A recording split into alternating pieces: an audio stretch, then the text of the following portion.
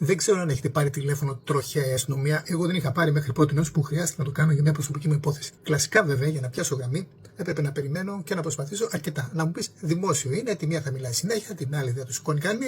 Μπορώ να καταλάβω ότι αν έχει μιλήσει με κάποιο περίεργο σαν και εμένα κανένα 20 λεπτό, μετά θα πει ρε φίλε, φεύγω του πόσο μου πάω να ανάψω ένα τσιγαράκι να πιω ένα καφέ και γυρνάω. Οπότε παίζει αυτό το δεν το σηκώνω ή μιλάει. Το δικαιολόγο.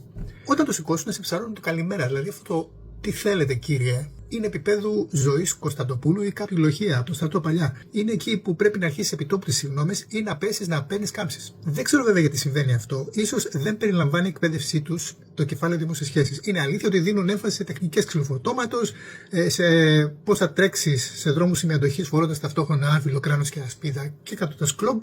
Ίσως είναι και εκτιμένη ταχύτητα, ίσως πιστεύουν ότι κάνουν ανάκριση, ας πούμε, και ξυπνήσει ο αστυνόμος του Θεοχάρης μέσα τους και σου λέει θα ομολογήσεις τώρα, πες τα όλα κάθαρμα. Ίσως κάνουν κάτι άλλο σοβαρότερο εκείνη την ώρα και τους διακόπτουν. Σεβαστό, τι να πω. Δεν ξέρω, θα σας γελάσω. Πήρα λοιπόν αναζητώντας μια πληροφορία και μετά από μερικά δευτερόλεπτα ήμουν έτοιμος να ομολογήσω τα πάντα. Μιλάμε τα πάντα ή να ζητήσω δικηγόρο. Τι θέλετε, μου λέει εκείνη η αυστηρή φωνή που σας έλεγα πριν με το στυλάκι του ανάλογου. Θα ήθελα. Δεν μας νοιάζει, θέλετε κύριε, ξέρετε που πήρατε. Τροχιά δεν πήρα. Εμένα ρωτάτε κύριε, δεν ξέρετε που πήρατε και πρέπει να ξέρω εγώ. Συγγνώμη, μπορώ να σας κάνω μια ερώτηση. Μόλις μου την κάνατε κύριε, εκείνη που αρχίζει το τράβεσμα, να σας εξηγήσω κτλ. Δεν είναι αυτό που νομίζετε κλπ. Έχεις δικαίωμα να μην μιλήσεις. Ακούστηκε από τη γραμμή. Μα άμα δεν μιλήσω, πώς θα σας πω τι θέλω. Δικηγόρο έχεις, επιμένει ο τύπος. Συνεργούς, γιατί το κάνατε.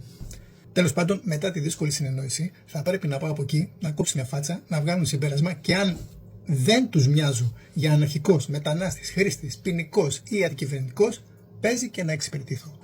Αλλιώς φέρτε τσιγάρα στο κελί 33, γιατί αν δεν βρω άκρη μπορεί και να πω και καμιά κουβέντα. Οπότε ξέρετε, αντίσταση κατά της αρχής, μέσα. Λοιπόν, φόρτωσα χαρτιά, εξουσιοδοτήσεις, αντίγραφο ποινικού μητρώου, επιστολή του Λυκειάρχη ότι ήμουν ήσυχος ως νέος, χαρτί από την ενορία ότι είναι υπόδειγμα πιστού και ας μην πατάω ποτέ, αλλά έβαλα μέσον για αυτό. Έχω πάρει και το πιο αθώο χαμόγελο και πάω. Ο Θεός βοηθός.